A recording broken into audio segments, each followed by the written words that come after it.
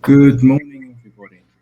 Welcome to this morning's session on cybercrime and its impacts and potential impacts on the development of the Caribbean and potential solutions going forward.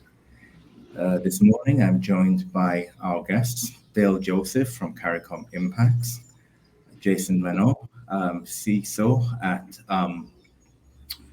Kaseya, sorry, Jason, if I mispronounced that, at Kaseya, and Vashti Maharaj, who is a policy analyst for digital trade policy in the Commonwealth Secretariat.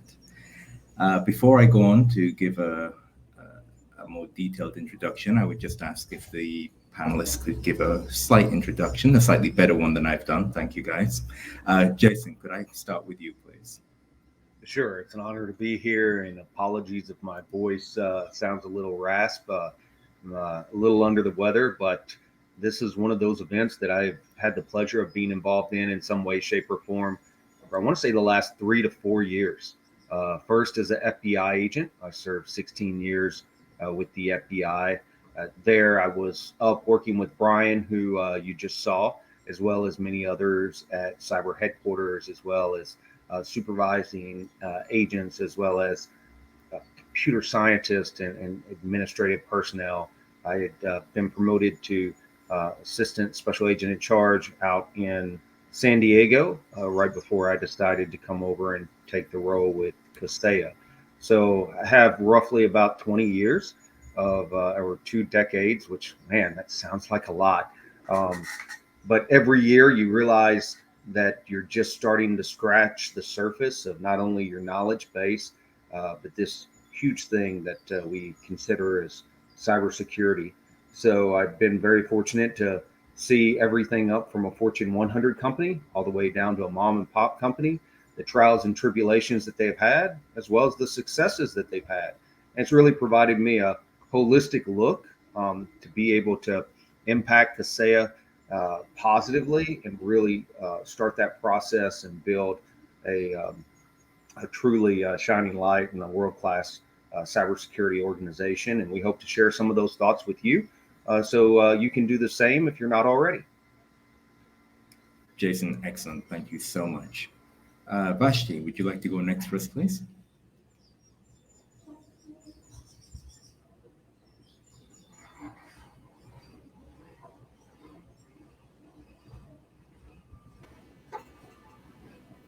Thank you, Derick. My name is Vashti Maharaj. I am the advisor for digital trade, working with the Commonwealth Secretariat as part of the Commonwealth connectivity agenda. And I've had the wonderful opportunity to work with all 56 member states across the Commonwealth in looking at the various elements of building the digital economy, in which cybersecurity and having a holistic cybercrime framework is absolutely critical in building trust and confidence in not only doing business and the ease of business with government, but in terms of the use of e-commerce and also with regard to foreign investors becoming involved in your own country. By way of background, I have had the wonderful opportunity to work in the Caribbean with the government of the Republic of Trinidad and Tobago for well over a decade. And I've had the opportunity to work on building our national cybersecurity framework and working with other regional counterparts within the Caribbean region. And I've also had the opportunity to work with my colleague, Dale Joseph, at the Cybercrime Initiative. And I guess I can hand over to you because I can assure you that we have a lot to discuss in terms of ways in which we can build a better cybersecurity resilient framework within the Caribbean. Thank you, Vashti. Thank you, Vashti. So, good morning, everyone. Thank you, Vashti. It is my absolute pleasure to be here as part of this conference once again. I bring greetings on behalf of our Executive Director, Lieutenant Colonel Michael Jones, who unfortunately couldn't be part of this meeting. So it's an absolute pleasure for me to be part of this discussion and to share in some of the experiences that we are having in the region, and particularly the capacity building activity or efforts that we are championing at CARICOM. By way of background, I am currently the cybercrime policy specialist at CARICOM IMPACS, working on several cybercrime and cybersecurity capacity development projects in the region. Prior to that, I spent This is a long time though, similar to Jason. I spent 23 years in law enforcement, 13 years of those being in investigating cyber crimes in the Trinidad and Tobago Police Service. And I have worked closely with Vashti, international and regional institutions or national C-suites. So I have a passion for this area, and I definitely look forward to this discussion and to share with everyone on this panel and the audience on what we are doing and how we can better enhance our cyber resilience in the region. So thank you very much for being here. Dale, thank you so much. And Jason and Vashti, thank you. It is a pleasure and an honor to be in such august company.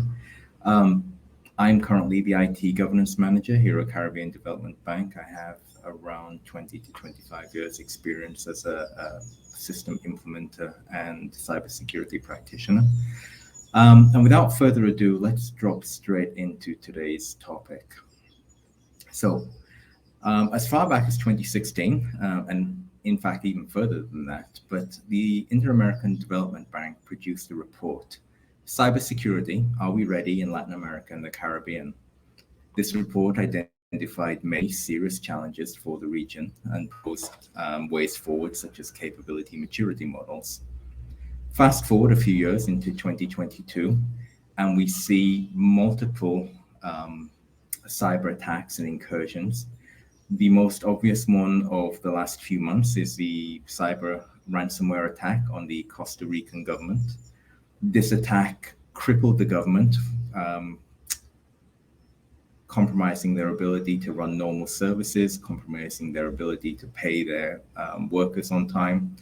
The Conti gang demanded a $20 million ransom, which the government refused to pay. And as a result, over 850 gigabytes of material was released onto the dark web from the gang, and over 30 public institutions, including the finance ministry. Within the last few months, the Massey Group, a significant Caribbean business, a supplier of pharmaceuticals and consumer goods across the region, was attacked by the Hive ransomware group. Over 700,000 files were published as a result of the attack, although there's been little transparency from the Massey Group because of the lack of law and precedent in the region for that kind of disclosure. And as of less than a week ago, the government of Guadeloupe has shut down many of its own systems in the wake of recent cyber attacks, and information about that is still forthcoming. So with that as a start, I'd like to ask Vashti first, if you could talk a little bit about the impact of cybercrime on the digital economy and how that might impact the Caribbean. Thank you very much, Derick. Can you hear me? Thank you very much, Derick, for that very good broad-based overview of what's really happening within the region. And I can tell you that despite the fact that we are a bunch of Caribbean islands, the Caribbean itself is not a silo. It's not separate from the rest of the world. And when it comes to playing a part of the global economy in terms of trade and the global value chain, you find that the last thing we want to be is the weakest link. Because you find that more so because of the impact of the COVID-19 pandemic and even global disruptions, more companies and businesses and government services have gone online in order to thrive and survive and to ensure that we're connected and business can carry on. But what happens is that by so doing, unless we have sufficient protections in place, we open ourselves up to certain vulnerabilities. And in a global value chain where you have different providers within different countries, you do not certainly want to be the weakest link. And this involves having in place necessary protections, not just on the national level in terms of legislation and on the enforcement level, but even in terms of everyday business, in terms of cyber hygiene and ISO practice, in terms of ensuring that you are in compliance with international best practices standards, but also that you have code of conducts and standards that are applied across the board within organization. There's a trickle-down effect. So when it comes to looking at where we're at in the Caribbean in terms of cybersecurity and protectionism, it is essential that we look at it in a holistic perspective, but also there's the importance to take a regional coordinated approach, which I'm sure that we will get into as we go further into the conversation. I'm sure my colleague from CARICOM as well as Jason will have a lot to bring to the table with regard to this aspect.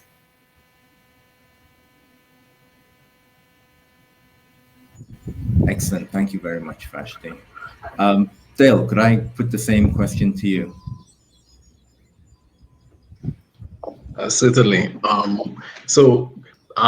Apologies, but could you simply repeat the question? I don't want to speak out misaligned. Of course, no problem. Could you tell us your thoughts on the impact of cybercrime on the digital economy in general and how that might impact the Caribbean specifically? Certainly. Thank you very much for repeating the question. From our perspective at CARICOM IMPACS, we recognize that cybersecurity is the thread that holds economies together, more so the digital transformation processes.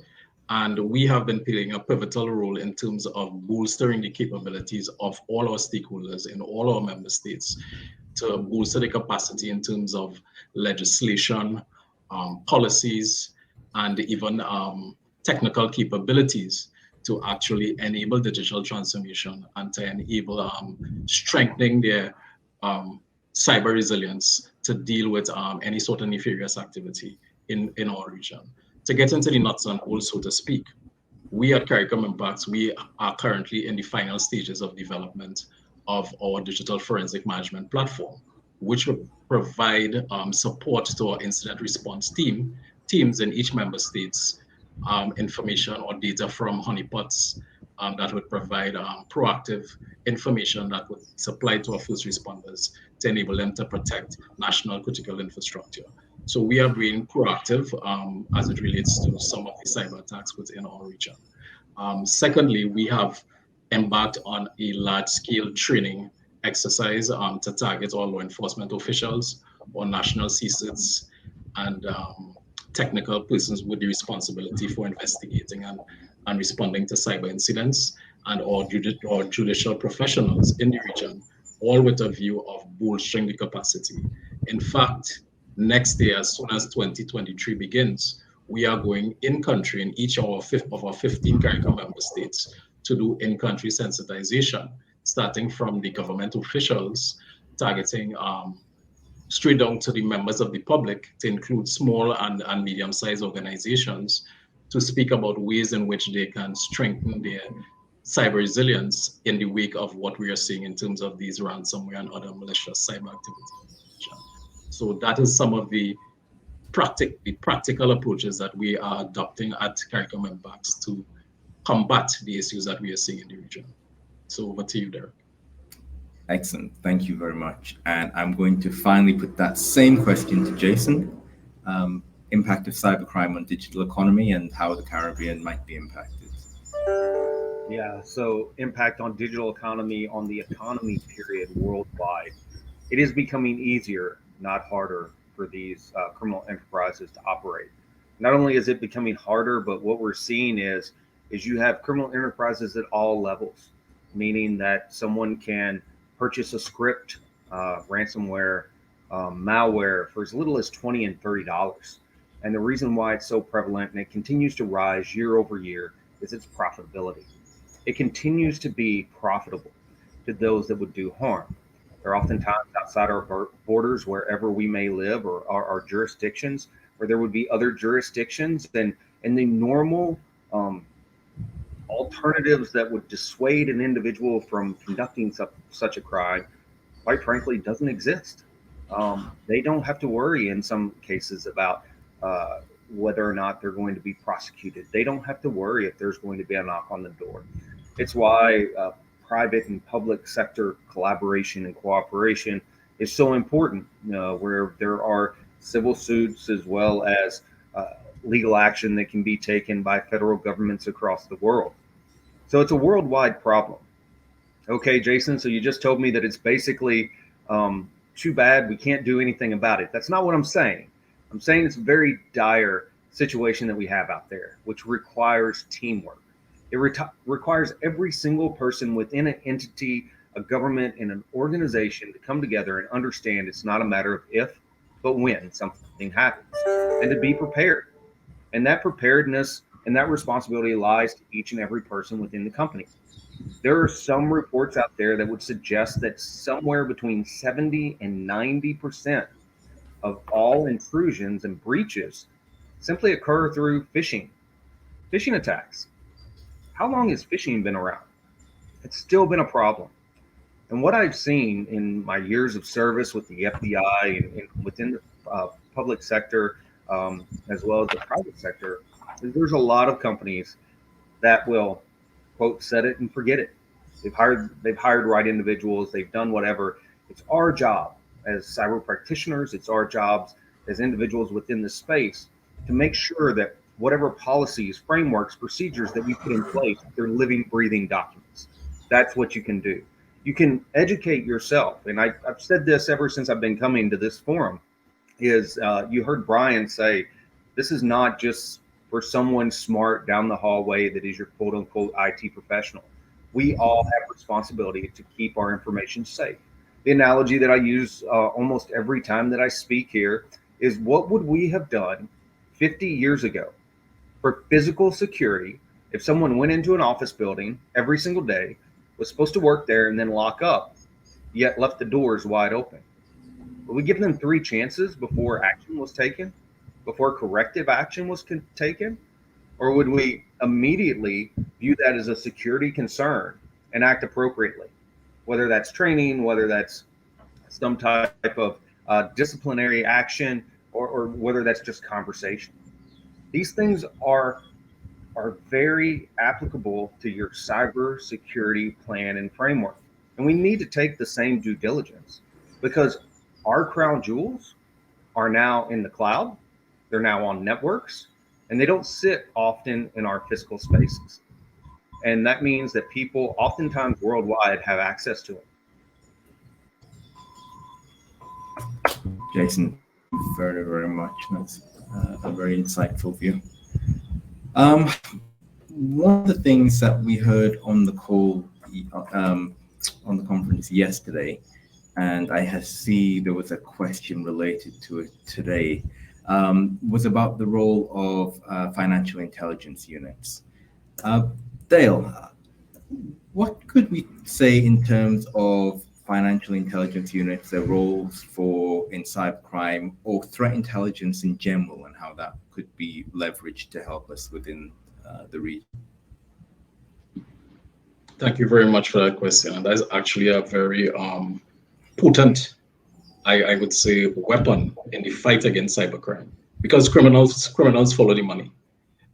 So the information from the financial intelligence units would definitely be useful for the cybercrime investigators, for law enforcement, for the security agencies throughout the region in the fight against cybercrime, and also to bolster our cyber resilience.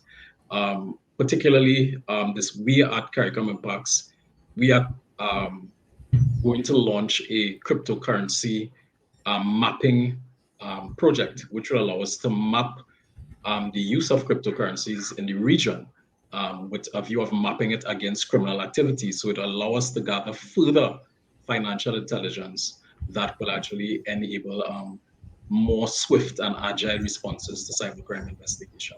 So I think that's how I would launch or respond to your question there. Okay. Excellent. Thank you, Dale.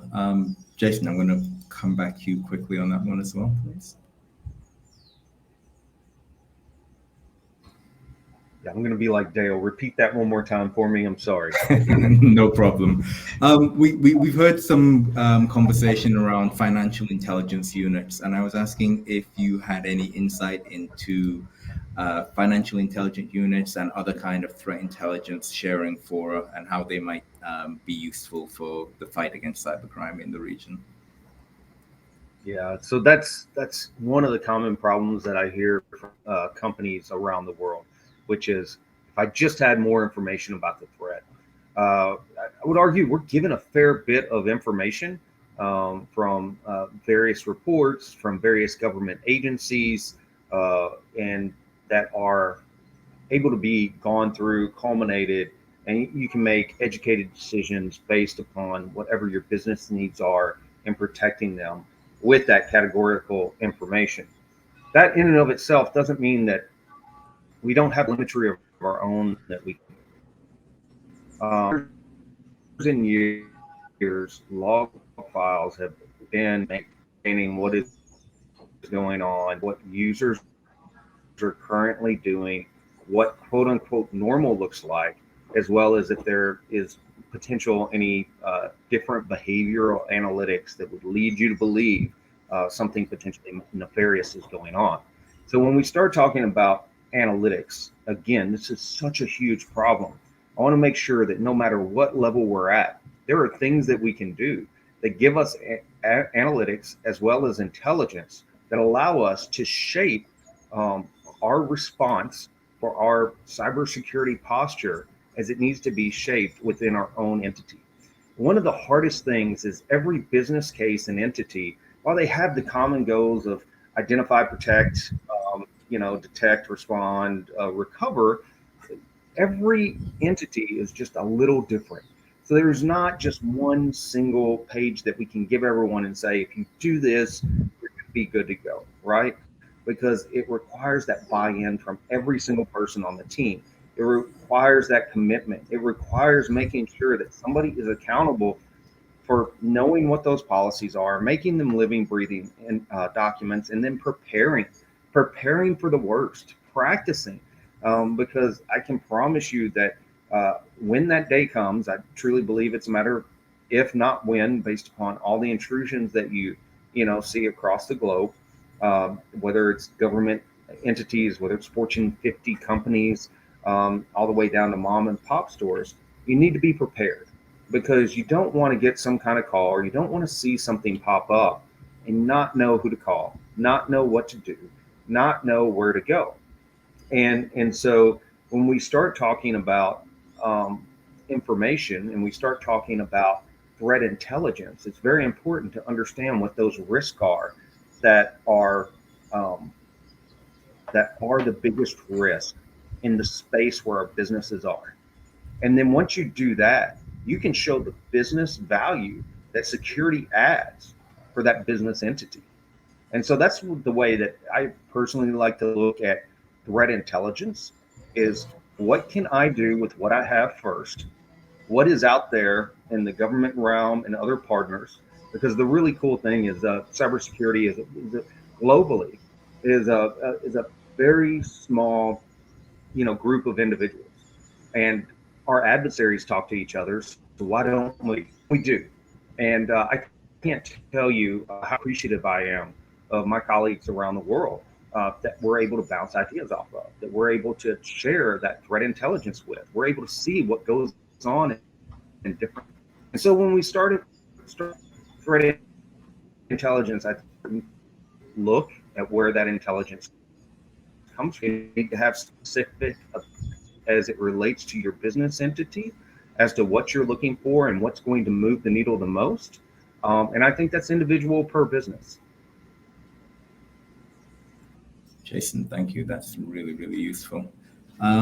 Vashti, I'm going to address that same question to you. If you have insights for us, please. Just very briefly, and to add to what my colleagues have already indicated, the cost of cybercrime is real. And as Jason just put it, if our adversaries talk to each other, then why don't we? And in terms of the role of the financial intelligence units, you'd find that in terms of following the money for money laundering and illegal use of funds or fraudulent use of funds, the dynamic has changed, not just in the Caribbean, but globally, from paper-based money laundering to money laundering online. And, in terms of cybercrime, the illicit use of funds, and due to ransomware and phishing and even insider attacks, the illegal access to funds. So you find that the role of the FIU is of increasing importance, because now financial intelligence units have moved from simply investigation of traditional money laundering and associated crimes to now moving into the cyber realm. And it is very important that they're brought into the game, and I'll tell you why. Because unlike a lot of other agencies, a financial intelligence unit, particularly within the Caribbean, is a very powerful entity because it is, in many instances, created by a legal act. And it has specific enforcement powers, and it has very, very strong investigation powers that is backed up by the law. So I find that the continuous involvement and training of financial intelligence unit is absolutely key and important, as well as cooperation with local law enforcement with regard to the investigation of these financial crimes.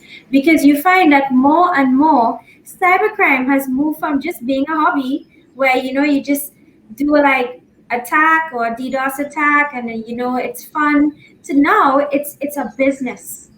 The cost of cybercrime is real, not just to businesses on the receiving end, but real in terms of the financial gains that comes out of cybercrime. It's one of the largest global economies in terms of profits.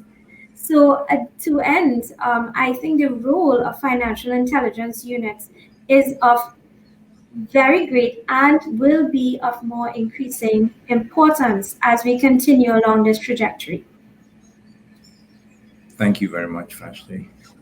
I have a couple of questions from the audience, but I want to work them into some of the things we're already doing here, guys. So let's talk a little bit, if we could, about small business for a moment. I mean, small business is often one of the larger employers in larger economies, and is a growing force within the Caribbean, and is indeed part of the mission for institutions like CDB.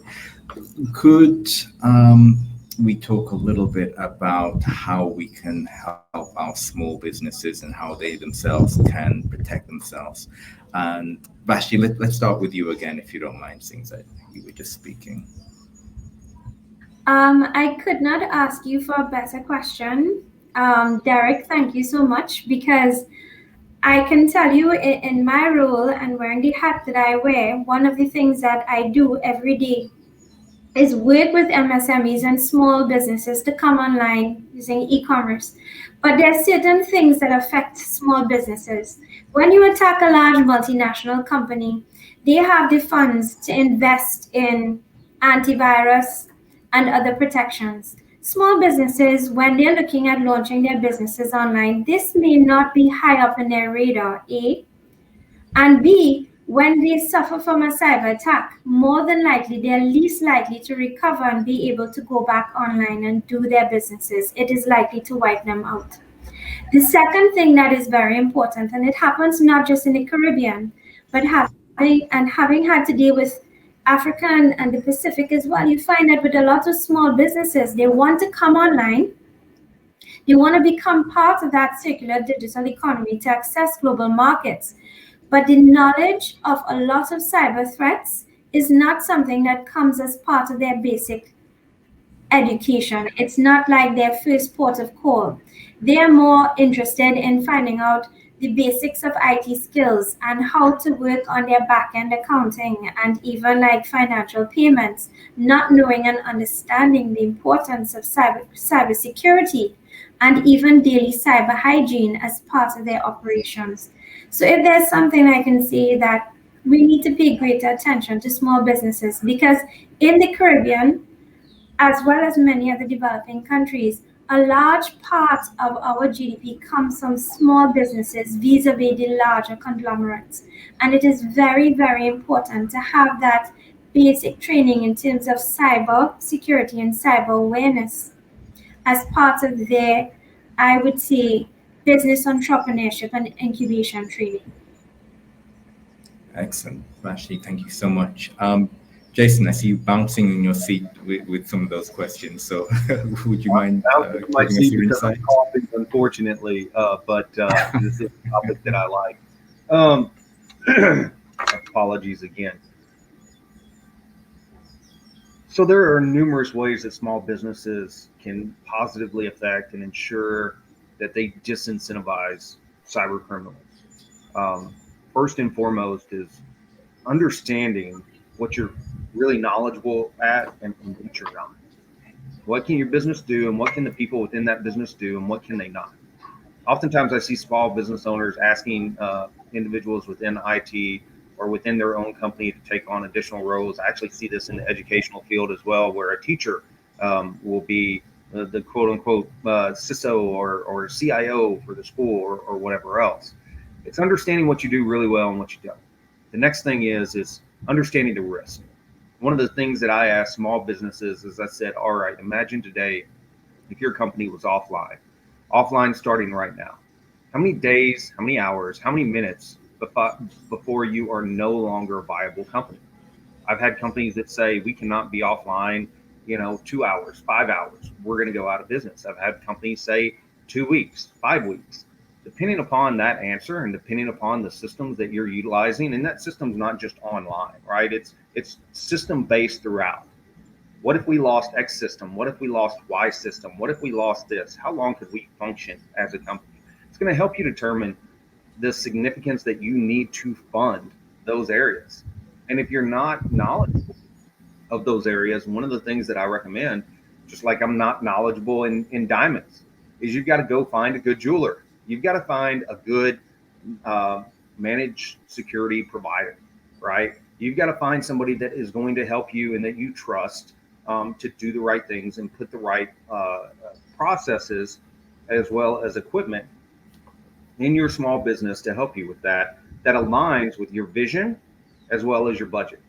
It's one of the reasons that, quite frankly, I left the FBI and government service and I came over to the private sector, is because I was crushed almost on a daily basis, at least a weekly basis, by the individuals and small business owners that lost their livelihood, their dreams, and all their fortunes. And I can't tell you how many times, but my cousin helped me set this up and he was going to school for it and I thought he knew what he was doing. Or I had somebody that was recommended. I didn't do any additional research, but I thought they were really good. And that's why I came over to the company that I'm with. We specifically work with small businesses. We work with managed service providers, and we provide software for them that allows them to be more effective in what they do. We actually service the IT professional. We basically do what Microsoft does. We make sure that everything talks to each other. We make sure that everything within the platform, everyone can see, everyone can do. It is what is making the IT professional more efficient and able to work better on your specific project in your company. So, I mean, the reason that I say that is I don't know if everyone remembers what life was like before Microsoft solved this problem for the office professional. I mean, we couldn't copy and paste things from PowerPoint, into Word or anything else. We had duplicative efforts. And quite frankly, the IT professional had the same thing. That's what we're solving for. We're solving that. We are basically the Microsoft of the world for the IT professionals so that they can help small business owners so that they don't lose that dream, so that they don't lose and they have to shutter their doors.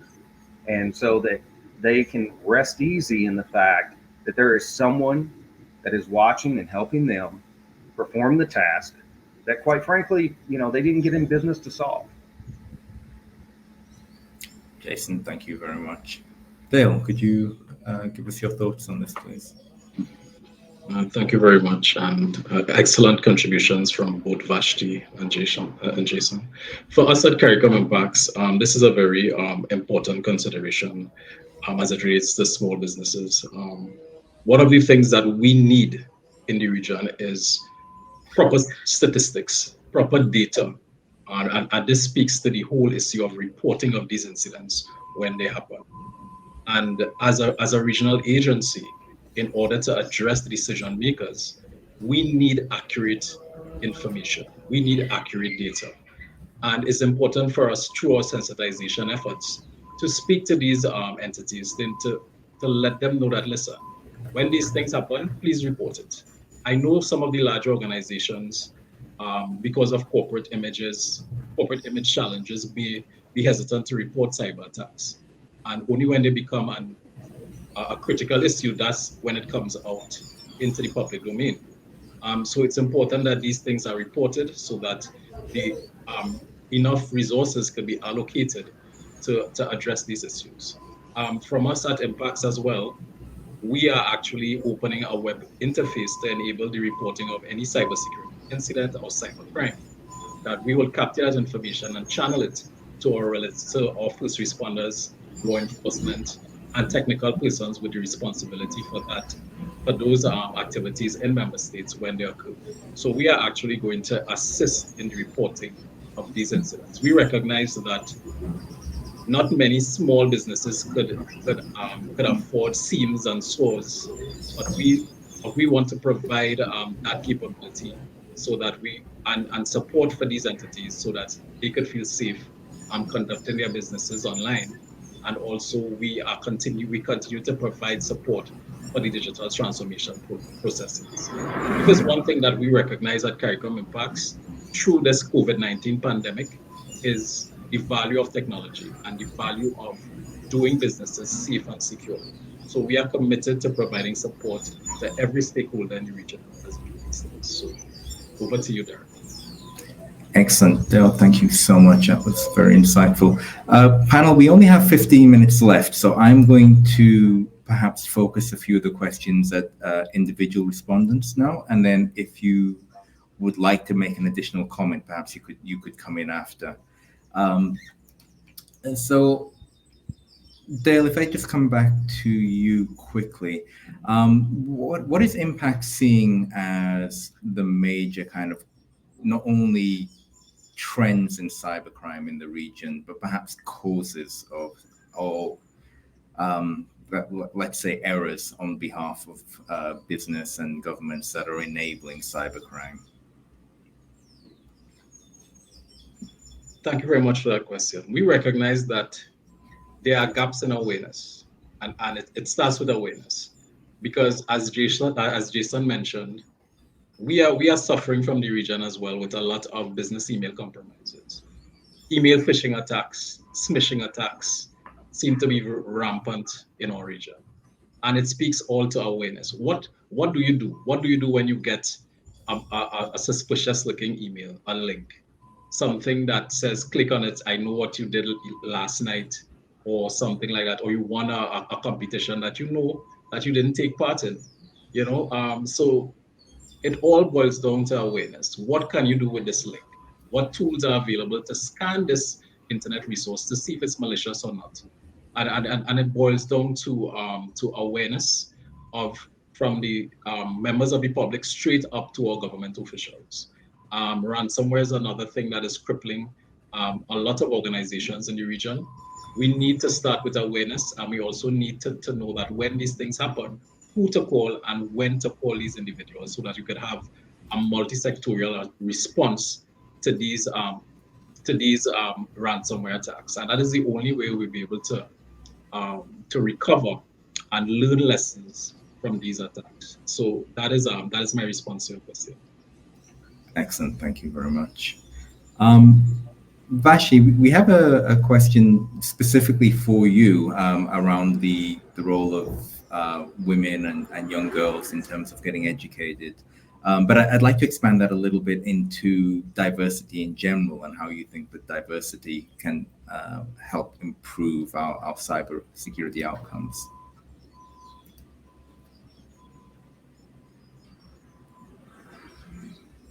You're still muted, Vashti.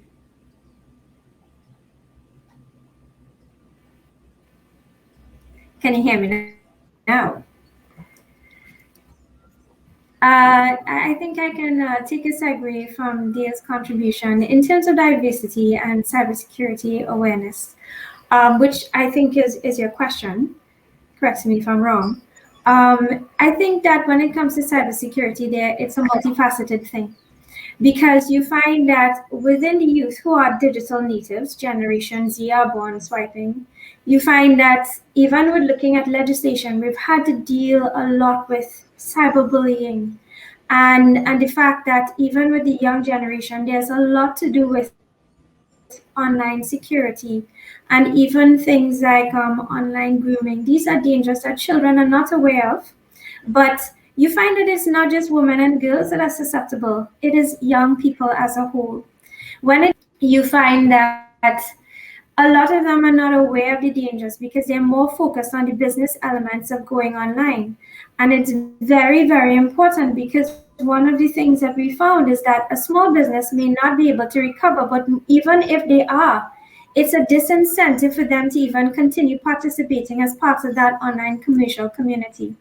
And even on the larger scale, and it speaks to what Dale and Jason would have touched on, even with the large multinational companies or larger, bigger businesses, be it large grocery stores or conglomerates, and especially the banks, there's a lack of reporting.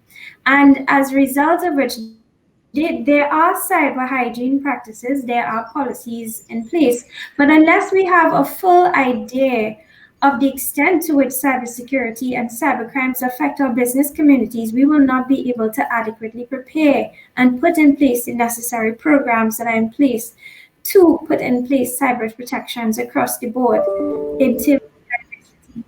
So I hope that that answers your question, Derick. It does. Thank you very much, Vashti.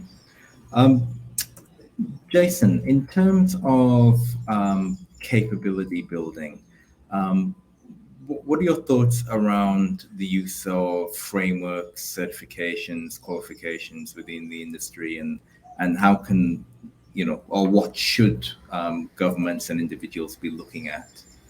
Yeah, so I think simplicity, right? And I really simplified what people should be looking at, right?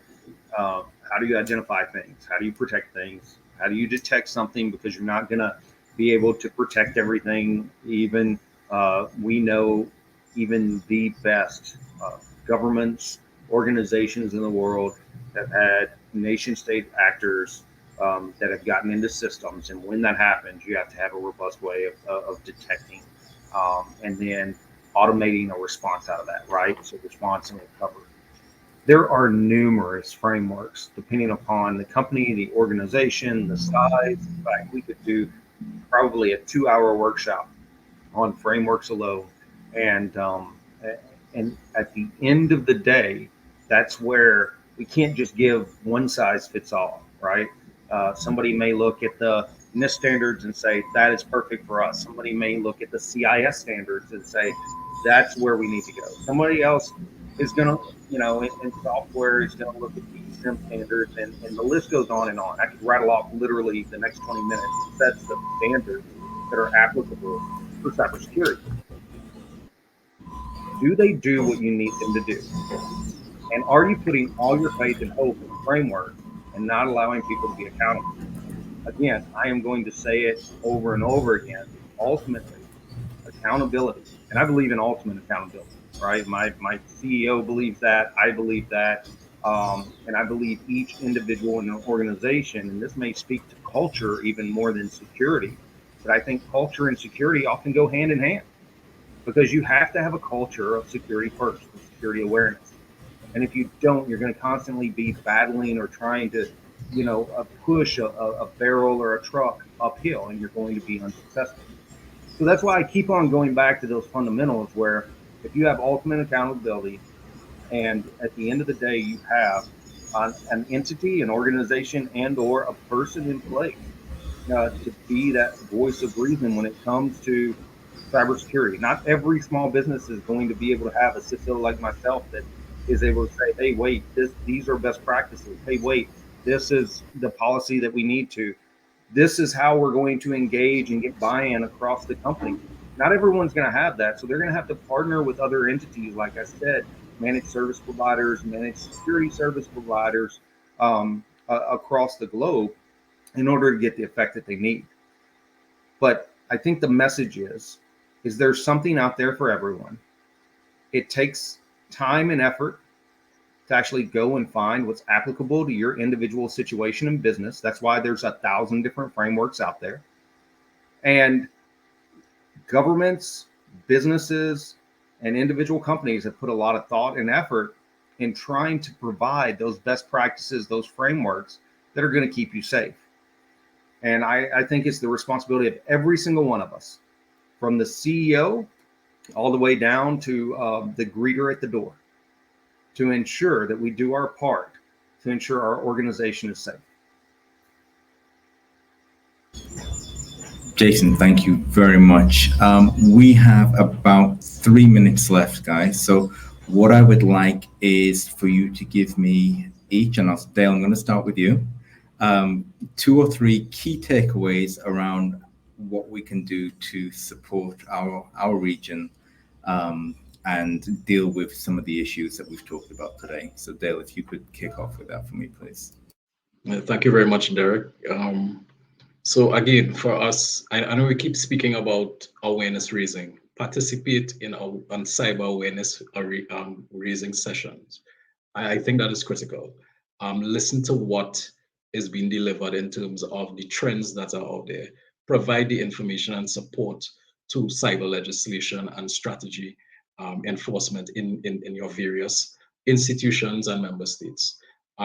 Continue to support cyber capacity building initiatives that will lead to bolstering our regional cyber resilience. So that's my closing remarks for this panel. Thank you very much. Dale, thank you very much. Vashti, could you give us your remarks, please? Thank you, Derick. From a digital trade perspective, I can honestly say that cybersecurity is a critical element and a foundational piece in building our digital economy. And I know that many countries, or all of the Caribbean, are in post-COVID recovery. And while there may be competing fiscal and national priorities, it is just to be underscored that cybersecurity is definitely one of them in building on national sustainability and resilience. And this comes from prioritizing the legislation as well as the important element of training and sensitization across the board from that kaleidoscopic diversity perspective that we discussed earlier. I would also like to thank you very much, CDB and Derick, for the opportunity to participate in this panel. Thank you very much. Thank you so much, Vashti. And last but not least, Jason. Yes, I would like to end with this. If I told you tomorrow a Category 5 hurricane was coming and you had a physical business or location, would you do nothing?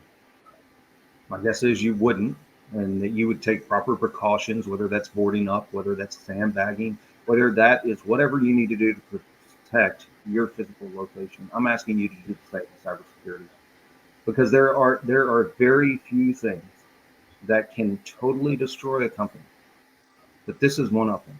And unfortunately, I've seen it ruin dreams and livelihoods, and it's one of the reasons that I am constantly coming on events like these to make sure if I can just reach one person, feel like it will have been worthwhile, because it literally hurt my heart when I was with the FBI and I would take a phone call and someone was losing their livelihood and they said, I just didn't understand how serious it was. I just didn't know how bad it could be.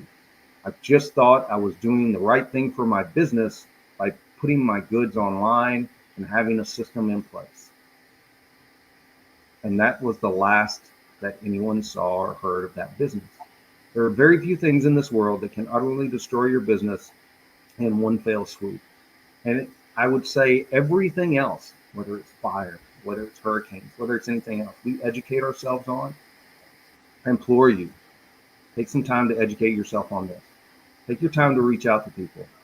Take your time to humble yourself, because every single one of you are some of the smartest individuals out there in business, and you have unbelievable business and financial minds.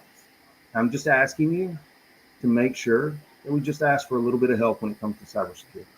Make sure that we take and we do our part in order to learn, what we're doing in this new realm. And it's not a new realm, but oftentimes we treat it as such. I don't need to know about that because I've got X, Y, or Z. We're diverting the risk and the responsibility. Let's own the risk. Let's make sure we do our part. And I'm more than willing for you to reach out to me. I love talking to people about this. This is a passion of mine. It's something that I want to do for the rest of my life, and I've been blessed to garner enough knowledge to do so. I thank you so much for your time and the opportunity to speak with you, and I look forward to speaking with you all, hopefully in person, in the near future. Jason, Dale, Vashti, thank you so much for those powerful closing remarks. People in the audience, as you've heard, please feel free to reach out if you have additional questions. I'm sorry if we didn't get to your question this morning, but that's been a powerful session on accountability, on education and awareness, and on partnerships and information sharing. Those were the takeaways I got from there, along with the many others that were delivered today. So thank you very much. Colleagues on the panel, thank you for your time. Much appreciated.